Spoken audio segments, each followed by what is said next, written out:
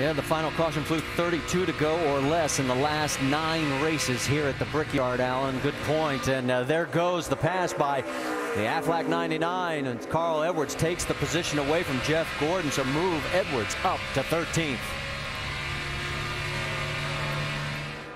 So right now your race leader is working a little bit of traffic. As you can see, the 39 of Ryan Newman. Boy, Ryan's had a long day. He's 28th right now, 2 laps down. But your race leader, Juan Pablo Montoya, he's led 57, and he's still got 50 to go. On the Now Network. And as you can see, our points leader coming in, obviously Kevin Harvick. He's scored almost 1,000 points more this year at the same point over what he did last year. Jeff Gordon 137 behind in the points chase as we came in.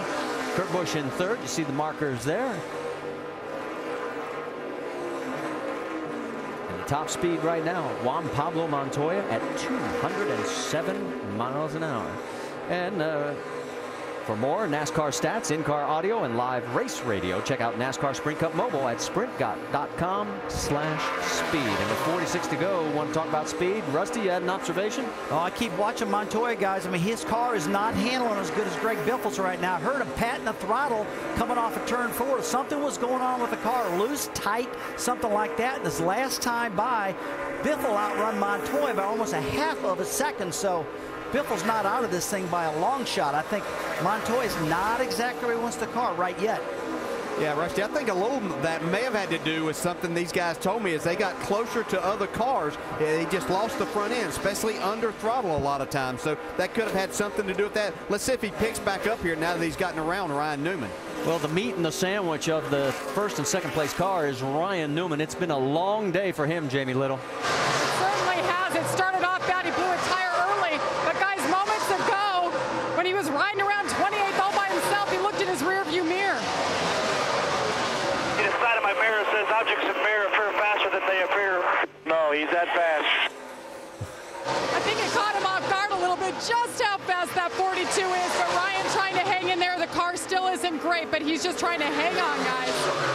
Jamie, just as you started your report, we saw a piece of debris come flying out of turn 2, and there it is. It's out of the race groove. Could be just some tape that flew off of a car. Can't really tell what it was, but it yeah, it looked like a piece of sheet metal, and now somebody's run over it and kind of wadded it up.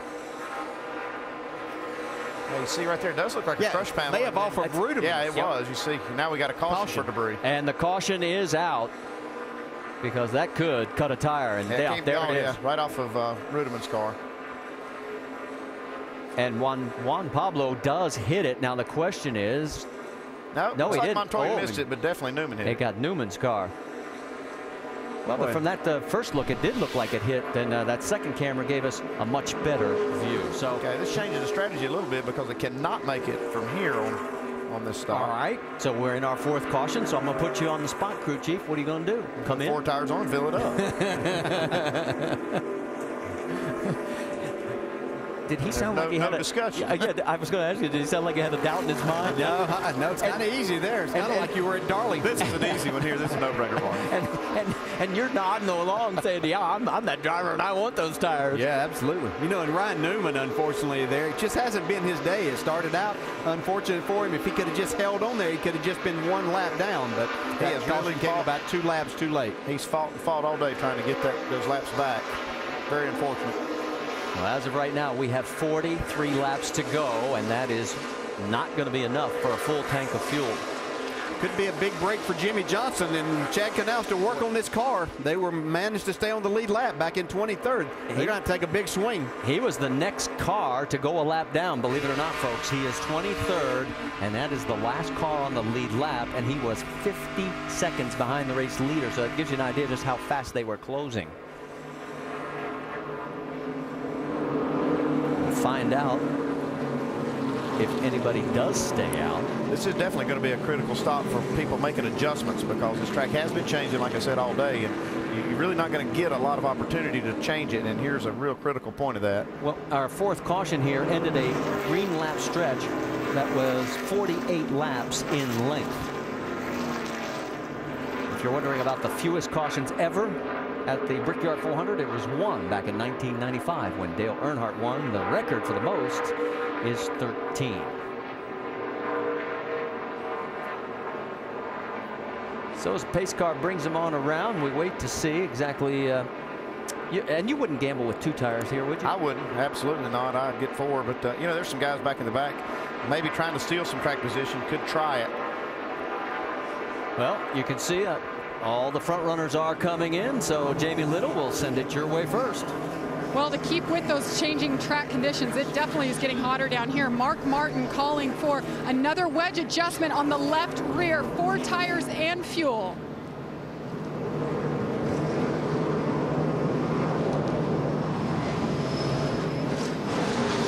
Clint Boyer said they had taken the air pressure back out. The car had gotten loose.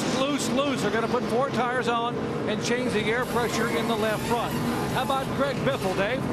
Very loose race car, 4 tires, track bar, and wedge adjustment. As for Juan Pablo Montoya, he hits the first stall on pit road. There will be no changes to his car. 4 tires will be swapped out, and he leads. He's going to keep that lead. There you see the race off pit road. Montoya, boy, everybody holds station through the top 5. Kyle Busch picks up 1, and remember the mess he was in lap 1, and here he is coming out in 6th position. Mark Martin drops a spot. Carl Edwards, the big winner, as he picks up 4. Coming off pit road. Problems for Jimmy Johnson. The wheel to the left, or the wheel to the left. Now they're trying to change shocks on this car. You see how they're bouncing up down here. They're making as many adjustments as they can. They were the last car on the lead lap, so they weren't. If they couldn't gain any spots, which it wouldn't have helped them because their car wasn't handling right, they can take this time now with these long caution flag laps that you make around this big racetrack to make changes and big changes.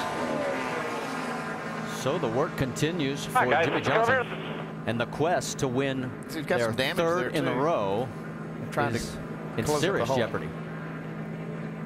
Had a hole in the nose there. I don't know how much that was hurting him. They're now finishing up the shock on the left front. Let's go, come on. Now you can hear Chad because they can tell that they turn the wheel to the right, turn the wheel to the right. Need to get this stop done. No, they're okay. They still got some time. Get that shock nut for me. Chad looking up track, making sure the pace car. Plenty of time. Now he still lets his guys know you still have plenty of time. That's the thing you don't want to do right here. You don't want to get everybody panicked because it's hard to do this job efficiently if you're trying to hurry it. So they got plenty of time. They can finish this up and stay on the lead lap.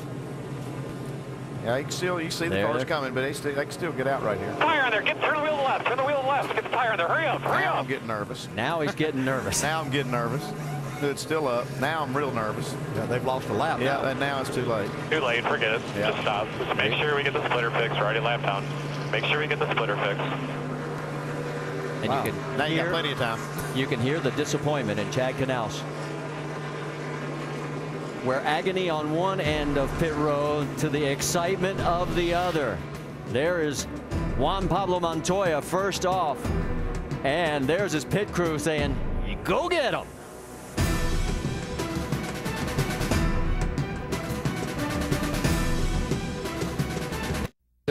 You may remember me from such racing films as Talladega Nights, Bristol Afternoons, and Daytona's Morning Dew. We're inside your TV to tell you to go see the new cop movie, The Other Guys, on August 6th. And oh yeah, also want to let you know that you're watching NASCAR at the Brickyard on ESPN. Thank you, guys. Let's talk quickly about the Fast Five on pit stops as we're getting ready to go back to green. There you can see Kyle Busch gained a position. Now look how competitive it is on pit road. 12 and a half seconds there down to just about 13. We saw the leader, his stop was 13 and a half seconds. All right, let's reset it for you. It's Juan Pablo Montoya. He has selected the inside as everybody has all day. Greg Biffle, then McMurray. Boyer 4th, Harvick 5th, Kyle Busch 6th, Mark Martin 7th, Tony Stewart 8th, Carl Edwards 9th. Casey Kane is now in the top 10. Pace car is off, and we're back to green flag racing here at the Brickyard.